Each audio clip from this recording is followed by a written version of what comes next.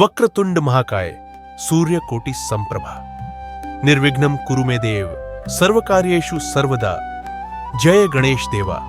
प्रिय साथियों, आज की इस दिव्य यात्रा में आप सबका स्वागत है।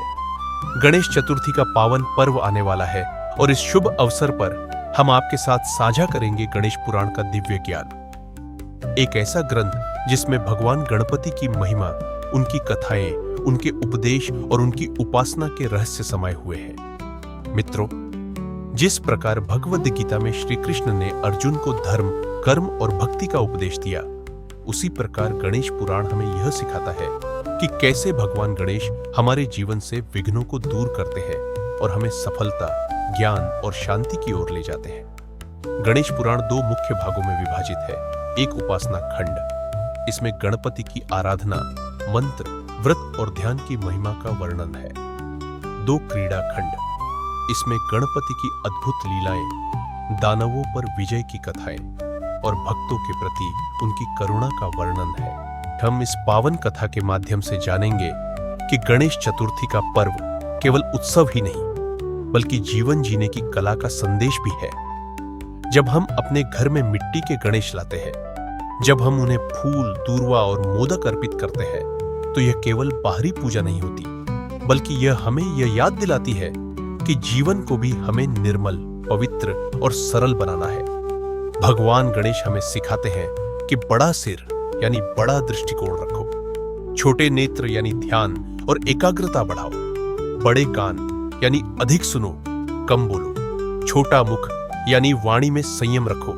और उनका वाहन मूषक हमें यह सिखाता है कि कितना मित्रों, आज की इस श्रृंखला में हम गणेश पुराण की कथाओं और उपदेशों के माध्यम से जीवन के गहरे रहस्य को समझेंगे। जैसे गणेश जी का जन्म कैसे हुआ, उन्होंने कैसे गणपति से विनायक और विघ्नहर्ता का रूप पाया, उनके 32 रूपों की क्या महिमा है और क्यों गणेश चतुर्थी के 10 दिन हमें आध्यात्मिक साधना का अवसर प्रदान करते हैं।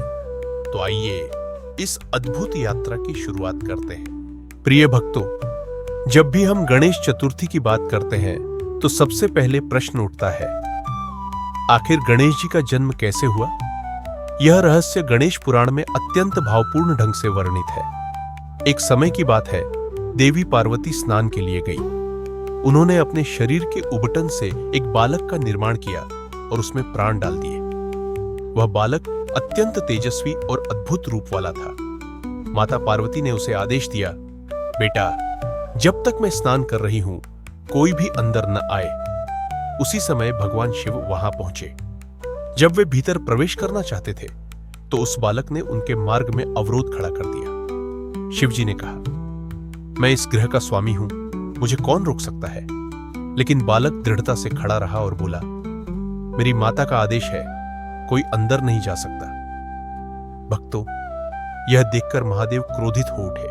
उनके गण देवता और यहां तक कि स्वयं शिवजी ने भी उस बालक से युद्ध किया। अंततः त्रिशूल प्रहार से उस बालक का मस्तक शरीर से अलग हो गया। माता पार्वती जब बाहर आईं, तो उन्होंने अपने पुत्र को मृत देखकर विलाप करना शुरू किया। उनके क्रोध से संपूर्ण ब्रह्मांड कांपने लगा। तब ब्रह्मा, विष्णु और देवगण सब पार्वती माता को शांत करने आए।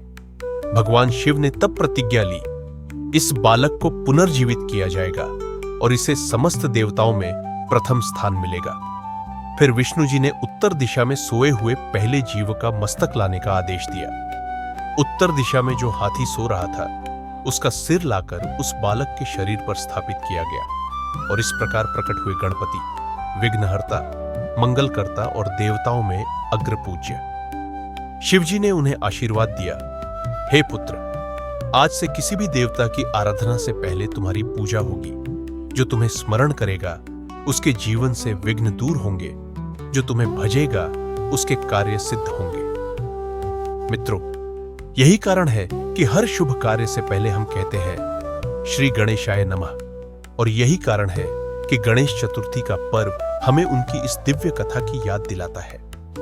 गणेश पुराण में वर्णन आता है कि जब गणेश जी का मस्तक हाथी का लगाया गया, तो इसका प्रतीक यही है कि याशी याबल, हमें अपने भीतर गज जैसी बुद्धि और धैर्य लाना चाहिए। हमें अपनी सूंड की तरह लचीलापन और विवेक रखना चाहिए। और हमें गणेश जी की भांति सरल, सहज और दयालु बनना चाहिए।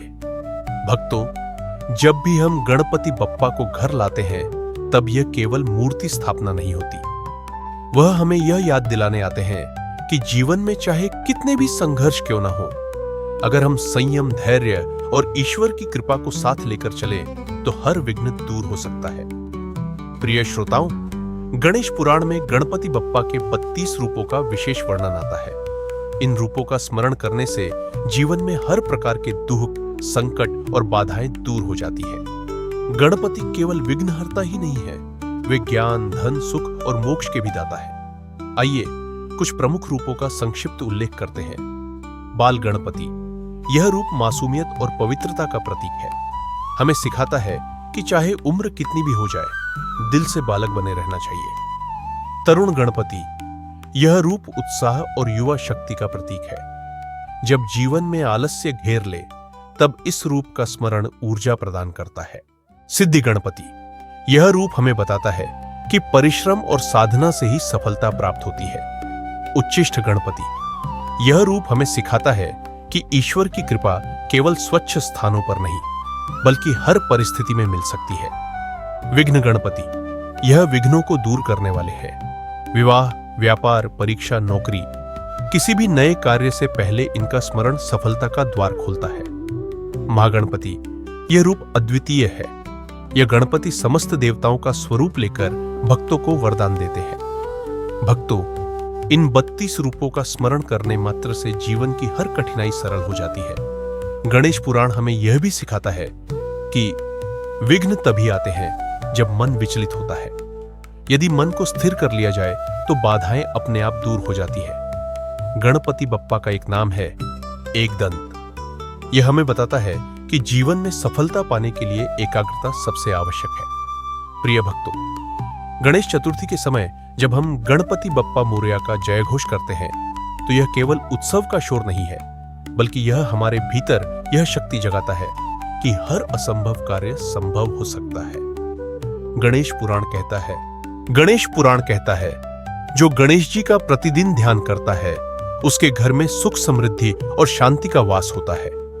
जो गणपति के 32 रूपों में से किसी एक का भी स्मरण करता है, उसका जीवन धन्य हो जाता है। मित्रों, इस बार गणेश चतुर्थी जब आप बप्पा को घर बुलाइए, तो केवल पूजा ही न करें, बल्कि उनके उपदेशों को भी अपने जीवन में उतारें। याद रखिए, गणपति केवल मूर्ति नहीं, बल्कि जीवन जीने की एक कला है। भाग 4, गणेश जी और देवताओं की कथाएं। प्रिय श्रोताओं, गणेश पुराण में कई अद्भुत कथाएं हैं, जिनमें से हर एक हमारे जीवन का मार्गदर्शन करती है। आज हम उनमें से कुछ विशेष कथाओं का स्मरण करेंगे। कथा 1, बुद्धि की परीक्षा। एक बार शिवजी और पार्वती जी ने अपने दोनों पुत्रों गणेश और कार्तिकेय की परीक्षा लेनी चाहिए। शर्त यह रखी गई कि जो सबसे पहले पूरे ब्रह्मांड की परिक्रमा करके आएगा, वही श्रेष्ठ माने जाएंगे। कार्तिकेय अपने तेज वाहन मोर पर बैठकर तुरंत निकल पड़े। वहीं गणेश जी का वाहन था चूहा, धीमा और छोटा। लेकिन गणपति तो बुद्धि और विवेक के देवता है। उन्होंने क्या किया? उन्होंने अपने माता पिता शिव और पार्वती की परिक्रमा की और हाथ जोड़कर बोले, माता पिता ही मेरे लिए संपूर्ण ब्रह्मांड है। जब कार्तिकेय लौटकर आए, तो गणेश जी पहले से विजेता घोषित हो चुके थे। इस कथा से हमें यही शिक्षा मिलती है, जिसने अपने माता पिता की सच्चे मन से सेवा की, उसने संपूर्ण ब्रह्मांड की सेवा कर दी। कथा 2, लेखनी और वेदव्यास महाभारत की रचना में भी गणपति का महत्वपूर्ण योगदान है। महर्षि वेदव्यास ने गणेश जी से कहा, आप मेरी कही हुई महाभारत की कथा को लिखें। गणपति ने शर्त रखी, मैं लिखना तभी शुरू करूंगा जब आप बिना रुके बोलेंगे। वेदव्यास ने भी शर्त रख दी, आप तब तक लिखते रहेंगे जब तक अर्थ समझे बिना आगे नहीं बढ़ेंगे। और इसी प्रकार महाभारत की रचना हुई। गणेश जी ने अपनी टूटी हुई दांत से ही लेखनी बनाई और संपूर्ण महाभारत लिख डाली। इस कथा से हमें यह शिक्षा मिलती है, जहां दृढ़ संकल्प और धैर्य हो, वहां असंभव भी संभव हो जाता है। कथा 3, गणेश जी और चंद्रमा। एक बार गणेश जी ने खूब लड्डू खाए और अपने वाहन मूषक पर बैठकर जा रहे थे। अचानक चंद्रमा ने उनका उपहास किया। गणेश जी ने क्रोधित होकर चंद्रमा को शाप दिया कि सु, आज से जो भी पूर्णिमा की रात तुम्हें देखेगा वह दोष का भागी होगा। चंद्रमा ने क्षमा मांगी, तब गणेश जी ने शाप को कम किया। तब से ही गणेश चतुर्थी की रात चंद्र दर्शन निषिद्ध माना जाता है। इस कथा से शिक्षा है, किसी का उपहास करना बड़ा पाप है। दूसरों की कमियों पर हंसने वाले अंततः स्वयं संकट में पड़ते हैं। निष्कर्ष प्रिय भक्तों, इन कथाओं से स्पष्ट है कि गणपति केवल बाल रूप के देवता नहीं है, बल्कि जीवन के गहरे रहस्यों के झाता भी है। वे हमें बताते हैं कि माता पिता ही ब्रह्मांड है। वे सिखाते हैं कि ज्ञान और धैर्य से हर असंभव कार्य संभव होता है, और वे समझाते हैं कि दूसरों का उपहास करना हमें ही भारी पड़ सकता है। तो इस गणेश चतुर्थी पर केवल बप्पा को लड्डू ही न चढ़ाए, बल्कि इन शिक्षाओं को भी अपने जीवन का हिस्सा बनाए। युवा और बहनों, गणेश पुराण केवल कथाओं का संग्रह नहीं है, बल्कि वह जीवन के हर मोड़ पर मार्गदर्शन देने वाली दिव्य शास्त्र है। गणपति के उपदेश हमें बताते हैं कि सच्चा भक्त कैसे जीवन जिए, कैसे आचरण करे और कैसे भगवान की कृपा प्राप्त करे। उपदेश 1, शुभारंभ में स्मरण। गणेश जी कहते हैं, जो भी कार्य प्रारंभ करो उसका आरंभ मेरे स्मरण से करो। इसी कारण किसी भी पूजा, व्रत, हवन, विवाह या उत्सव में सबसे पहले गणेश वंदना होती है। आज के युग में इसका अर्थ है हर कार्य को योजना और विवेक से शुरू करना। जब शुरुआत सही होगी तो अंत भी सुखद होगा। उपदेश 1, ज्ञान और विवेक का महत्व। गणपति के बड़े मस्तक का अर्थ है, ज्ञान को जितना हो सके उतना ग्रहण करो। उनके छोटे नेत्र कहते हैं, गहराई से देखो, सतही दृष्टि मत रखो। उनके बड़े कान सिखाते हैं, अधिक सुनो और कम बोलो। आज की भाग दौड़ भरी जिंदगी में हमें भी यही सीख मिलती है। ज्ञान, धैर्य और समझदारी ही जीवन का सबसे बड़ा धन है। उपदेश 3, विनम्रता और सेवा। गणेश जी का वाहन चूहा है। चूहा बहुत छोटा और साधारण प्राणी है, परंतु गणपति ने उसे अपना वाहन बनाकर हमें यह शिक्षा दी है कि अहंकार को त्याग कर विनम्रता अपनाओ। आज जब मनुष्य अपने पद, धन और प्रतिष्ठा पर गर्व करता है, तो गणेश जी की ये शिक्षा हमें याद दिलाती है, महान वही है जो सबकी सेवा करता है और छोटों को भी सम्मान देता है। उपदेश 4, धैर्य और संयम। गणपति लड्डुओं के प्रेमी हैं, परंतु वे संयमित होकर उनका आस्वाद करते हैं। इसका संदेश है, इंद्रियों पर नियंत्रण रखो। आधुनिक युग में जहां हर ओर आकर्षण है, गणेश जी हमें संयम सिखाते हैं, ताकि हम लालच में पड़कर अपना संतुलन ना खोएं। उपदेश 5, श्रद्धा और भक्ति। गणेश पुराण कहता है कि भक्त जब सच्चे मन से गणेश जी का नाम लेता है, तो उसके जीवन से विघ्न दूर हो जाते हैं। आज भी ये सत्य है। भक्ति केवल मंदिर में दिया जलाने से नहीं, बल्कि सत्कर्म करने, दूसरों की मदद करने और सत्य पर डटे रहने से प्रकट होती है। निष्कर्ष, प्रिय श्रोताओं, गणपति हमें ये सिखाते हैं कि जीवन की शुरुआत विवेक से करो। ज्ञान और धैर्य को अपना मित्र बनाओ। विनम्र रहकर सेवा करो, संयम अपनाओ और सबसे बढ़कर भक्ति और श्रद्धा से ईश्वर को याद करो। यदि इन उपदेशों को हम जीवन में उतार लें, तो निश्चित ही हर विघ्न दूर होगा और सुख शांति का मार्ग प्रशस्त होगा। प्रिय भक्तजनों, गणेश चतुर्थी का पर्व केवल एक उत्सव नहीं है, ये एक आध्यात्मिक साधना है। ये भक्त और भगवान के मिलन का महान अवसर है। गणेश चतुर्थी का उद्गम गणेश चतुर्थी भाद्रपद मास की चतुर्थी को मनाई जाती है।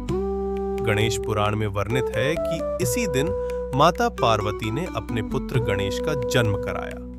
तभी से ये दिन मंगल मूर्ति के जन्मोत्सव के रूप में मनाया जाता है। इस दिन भक्त गणेश जी की प्रतिमा स्थापित कर व्रत रखते हैं, मंत्रोच्चार करते हैं, भजन गाते हैं और प्रसाद चढ़ाते हैं। पर्व का आध्यात्मिक संदेश गणेश चतुर्थी हमें याद दिलाती है कि जीवन में हर आरंभ गणेश जी की कृपा से ही मंगलमय होता है। जो भी विघ्न आते हैं उनका समाधान गणपति की भक्ति से संभव है। ये पर्व केवल पूजा पाठ नहीं बल्कि आत्म सुधार और आत्मचिंतन का अवसर है। आज के युग में इसका अर्थ है इस दिन हमें अपने दोषों को दूर करने का संकल्प लेना चाहिए। अहंकार, क्रोध, आलस्य और लालच को त्याग कर ज्ञान, प्रेम, संयम और सेवा को अपनाना चाहिए। यह भक्तजनों, गणेश चतुर्थी का पर्व केवल एक उत्सव नहीं है, यह एक आध्यात्मिक साधना है।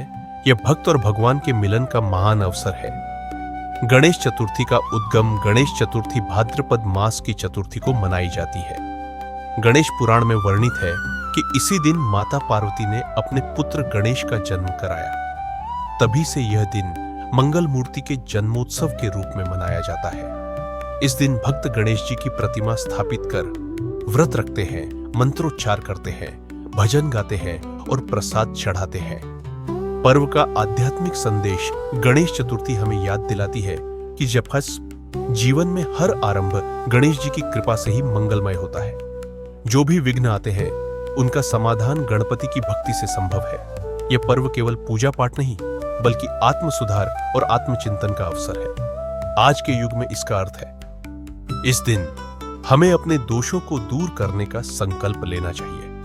अहंकार, क्रोध, आलस्य और लालच को त्याग कर ज्ञान, प्रेम, संयम और सेवा को अपनाना चाहिए। आधुनिक समय में गणेश चतुर्थी केवल घरों तक सीमित नहीं है बल्कि समाज और राष्ट्र को जोड़ने का एक महान पर्व बन चुका है।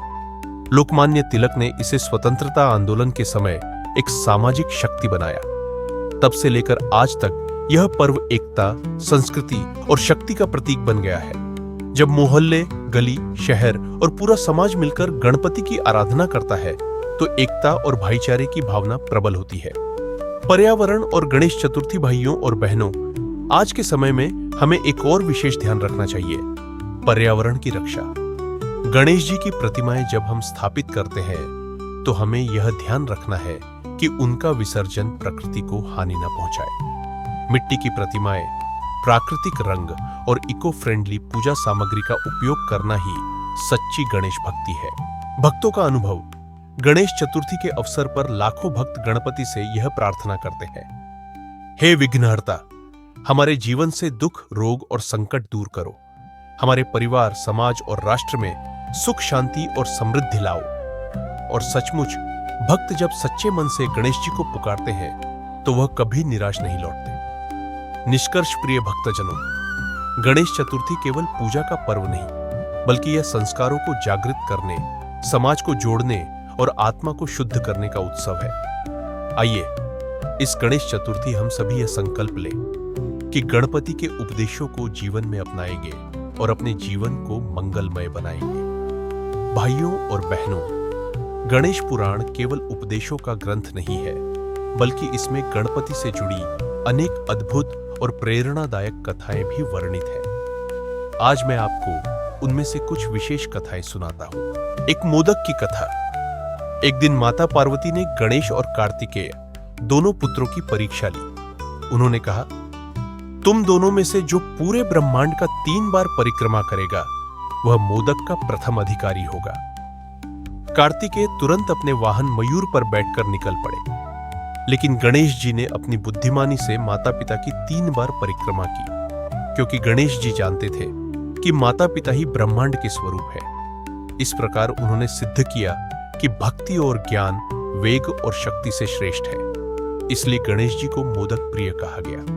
2. गजमुखासुर वध गणेश पुराण में वर्णन है कि एक बार गजमुख नाम का एक असुर सारी पृथ्वी पर अत्याचार करने लगा। वह अपनी शक्ति से देवताओं और ऋषियों को सताने लगा। तब सभी देवता गणेश जी की शरण में पहुंचे। गणपति ने अपने पाश और अंकुश से उस दैत्य को परास्त किया। गजमुख ने क्षमा मांगी और गणपति का वाहन बनने का वरदान मांगा। तभी से वह गणेश जी का वाहन मूषक, चूहा बन गया। यह कथा हमें सिखाती है कि अहंकार चाहे कितना भी बड़ा क्यों न हो, जब वह भगवान के चरणों में समर्पित होता है तो भी उसका कल्याण हो जाता है। 3 चंद्रमा और गणेश जी की कथा।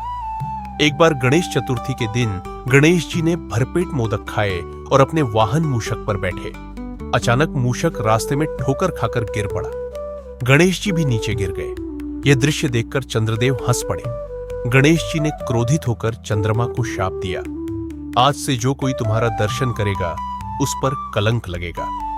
तब चंद्रदेव ने क्षमा मांगी। गणेश जी ने कहा, सिर्फ भाद्रपद शुक्ल चतुर्थी के दिन चंद्र दर्शन वर्जित होगा।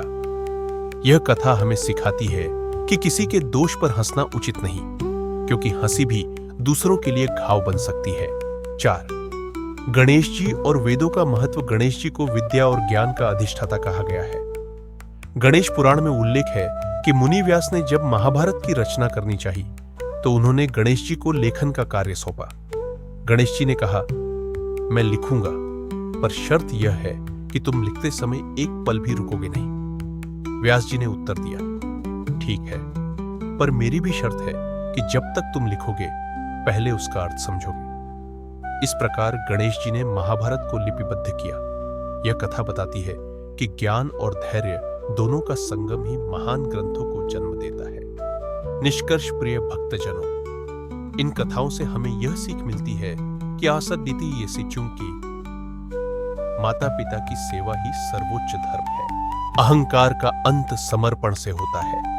किसी की हंसी उड़ाना पाप है और ज्ञान का मार्ग धैर्य और श्रद्धा से ही खुलता है। गणेश जी की कथाएं केवल मनोरंजन नहीं, बल्कि जीवन के गहरे सत्य की ओर हमारा मार्गदर्शन करती है। मित्रों, आज हम उस दिव्य रहस्य पर बात करेंगे जिसे सुनकर स्वयं गणेश जी हमारे जीवन में सुख, शांति और समृद्धि का वरदान देते हैं। गणेश जी के 108 नाम केवल नाम नहीं, बल्कि 108 मंत्रों का रूप है। हर नाम में एक विशेष शक्ति है जो हमारे मन, बुद्धि और कर्म को शुद्ध करता है। 108 नाम क्यों?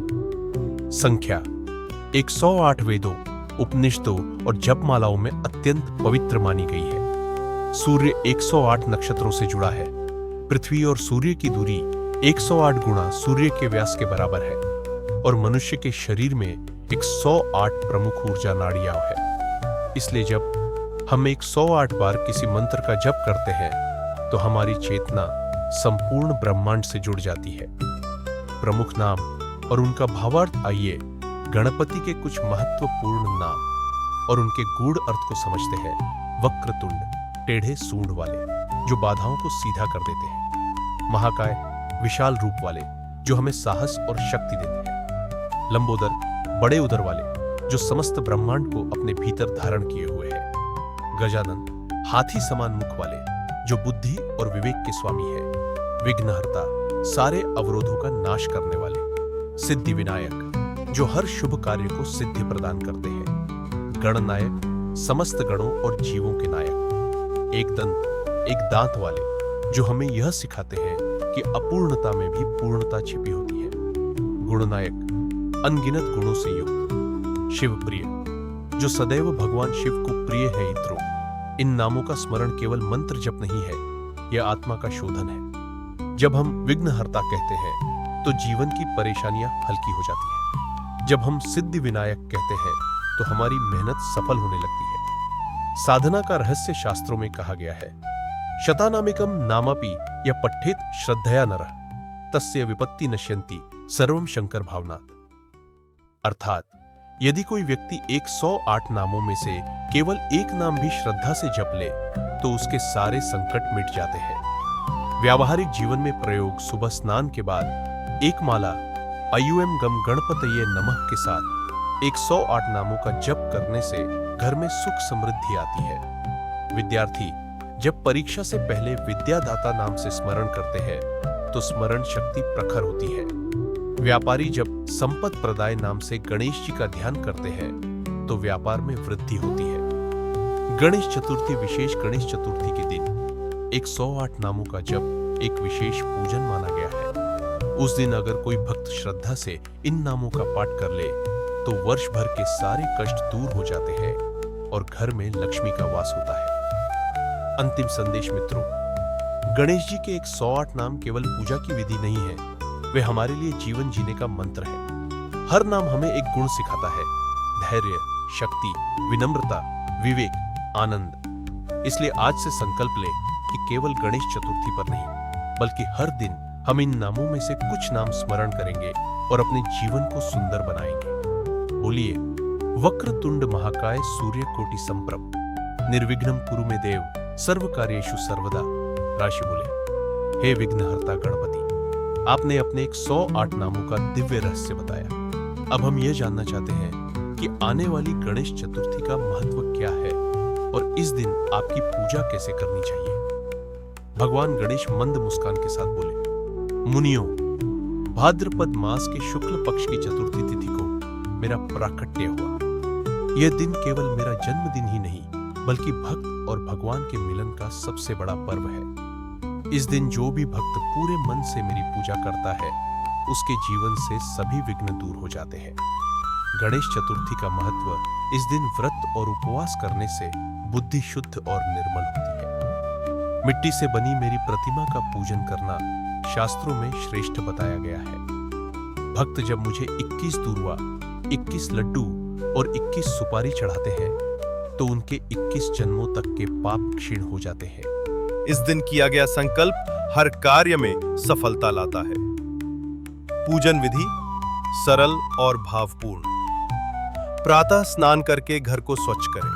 पूर्व दिशा की ओर मुख करके मेरी प्रतिमा या चित्र स्थापित करें। कलश स्थापना के बाद मुझे स्नान कराएं। गंगाजल, पंचामृत और स्वच्छ जल से लाल या पीले वस्त्र पहनाएं। दूर्वा और लाल फूल अर्पित करें। मोदक, लड्डू और फल का भोग लगाएं। मेरी आरती करें।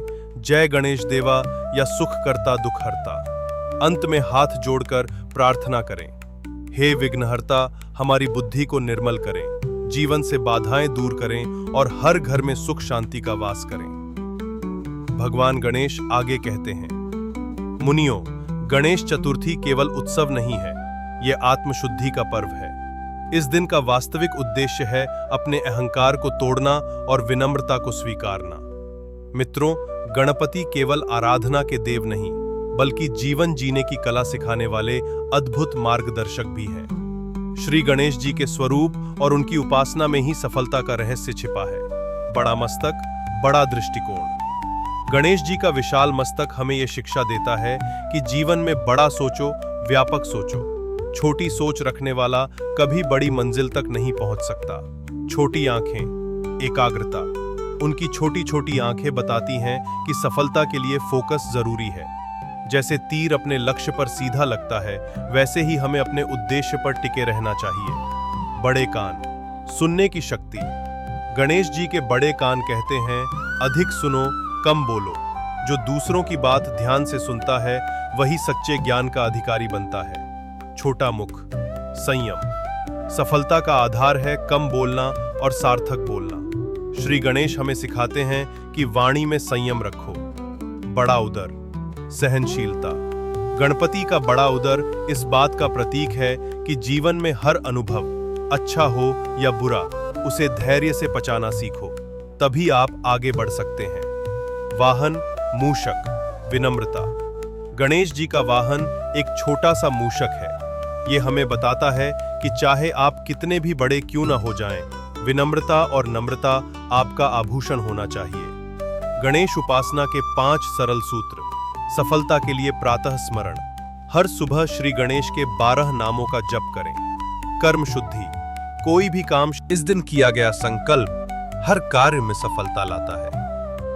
पूजन विधि सरल और भावपूर्ण। प्रातः स्नान करके घर को स्वच्छ करें। पूर्व दिशा की ओर मुख करके मेरी प्रतिमा या चित्र स्थापित करें। कलश स्थापना के बाद मुझे स्नान कराएं। गंगाजल, पंचामृत और स्वच्छ जल से। लाल या पीले वस्त्र पहनाएं। दूर्वा और लाल फूल अर्पित करें। मोदक, लड्डू और फल का भोग लगाएं। मेरी आरती करें। जय गणेश देवा या सुख करता दुख हरता। अंत में हाथ जोड़कर प्रार्थना करें, हे विघ्नहर्ता, हमारी बुद्धि को निर्मल करें, जीवन से बाधाएं दूर करें और हर घर में सुख शांति का वास करें। भगवान गणेश आगे कहते हैं, मुनियों, गणेश चतुर्थी केवल उत्सव नहीं है, ये आत्मशुद्धि का पर्व है। इस दिन का वास्तविक उद्देश्य है अपने अहंकार को तोड़ना और विनम्रता को स्वीकारना। मित्रों, गणपति केवल आराधना के देव नहीं, बल्कि जीवन जीने की कला सिखाने वाले अद्भुत मार्गदर्शक भी हैं। श्री गणेश जी के स्वरूप और उनकी उपासना में ही सफलता का रहस्य छिपा है। 1. बड़ा मस्तक, बड़ा दृष्टिकोण।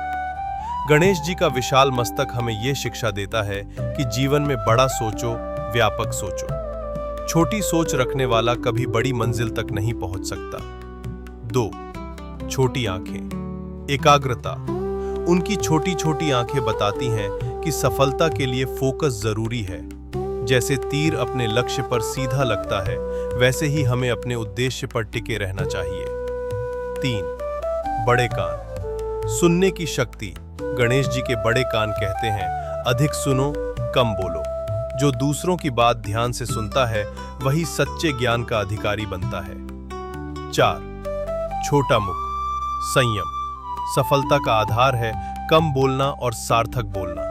श्री गणेश हमें सिखाते हैं कि वाणी में संयम रखो। 5. बड़ा उदर, सहनशीलता। गणपति का बड़ा उदर इस बात का प्रतीक है कि जीवन में हर अनुभव, अच्छा हो या बुरा, उसे धैर्य से पचाना सीखो, तभी आप आगे बढ़ सकते हैं। 6. वाहन मूषक, विनम्रता। गणेश जी का वाहन एक छोटा सा मूषक है। ये हमें बताता है कि चाहे आप कितने भी बड़े क्यों ना हो जाएं, विनम्रता और नम्रता आपका आभूषण होना चाहिए। गणेश उपासना के 5 सरल सूत्र। सफलता के लिए प्रातः। भाग 11, भक्तों की कथाएं और गणेश कृपा के चमत्कार। मित्रों, श्री गणेश केवल देवताओं के ही पूज्य नहीं, बल्कि हर युग, हर काल, हर युगीन भक्त के जीवन में चमत्कारिक कृपा बरसाने वाले देव हैं। उनके भक्तों की अनेक कथाएं आज भी हमारे हृदय को प्रेरित करती हैं। आइए उनमें से कुछ दिव्य प्रसंग सुनते हैं। कथा 1, संत तुकाराम और गणपति। एक बार संत तुकाराम जी ने गणपति का स्मरण किया। वे अत्यंत निर्धन अवस्था में थे। घर में अन्न का एक दाना भी नहीं था।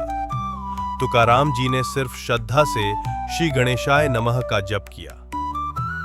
कहते हैं, उसी दिन अचानक गांव का एक धनी व्यक्ति उनके पास आया और कहा, मुझे स्वप्न में गणपति ने आदेश दिया कि मैं आपके घर आऊं और भोजन सामग्री पहुंचाऊं। यही है गणेश कृपा।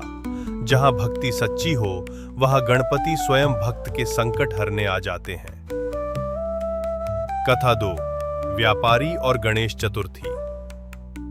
एक व्यापारी प्रतिवर्ष गणेश चतुर्थी पर बड़ी श्रद्धा से गणपति की स्थापना करता था। एक बार व्यापार में उसे भारी हानि हुई। लोग कहने लगे, अब तो यह भी गणेश स्थापना बंद करेगा। लेकिन उस व्यापारी ने कहा, भले ही हानि हुई हो, परंतु विघ्नहर्ता का पूजन कभी बंद नहीं होगा। चमत्कार देखिए, अगले ही वर्ष उसका व्यापार कई गुना बढ़ गया। यह कथा सिखाती है कि श्रद्धा कभी परिस्थितियों पर निर्भर नहीं होती। कथा 3, गणेश कृपा और साधारण किसान। गणेश पुराण में कथा आती है कि एक किसान प्रतिदिन हल चलाने से पहले गणपति का नाम लेता था।